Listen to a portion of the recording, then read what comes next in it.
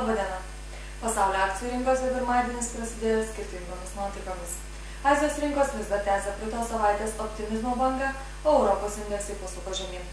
Neigiamų emocijų įnešė JAV banko Morgan Stanley Europos įmonių akcijų vertinimas iš neutralių į pervertintas. Didesnius kainų svyravimus demonstravo kalnakasybos milžinės Rio Tinto ir BHP Billiton. Pabaltijos akcijų rinkose pradžioje buvusios teigiamos nuotaikos į pabaigą kiek sublogo. Akivaizdu, kad naujienų nebuvimas mažina tiek apyvartas, tiek indeksų reikšmes. Vilniaus vertybinių popierių biržos indeksas krito 36%. Rinkos dalyviai savaitės pradžią pradėjo tingiai ir kaip visada didesnės reakcijos susilaukė pačios likvidžiausios pozicijos. TLT, kurios kaina kilo vos 1 centu, bei bankai, iš kurių didžiausią apyvartą pasižymėjo Ūkio bankas. Deja, Panevėžio statybos tresto akcijomis prekyba buvo sustabdyta ir neaišku, kada ji bus atnaujinta.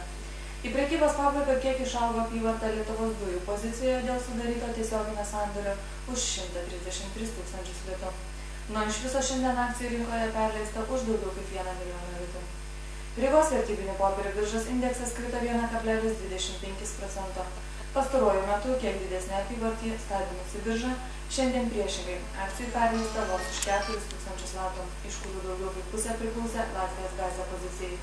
Talino vertybinių popierių biržos indeksas smuktelėjo 0,58%.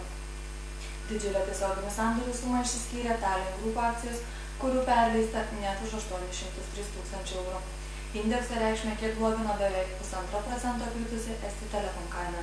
Iš viso kilusių ir kritusių pozicijų santykis buvo 6:5.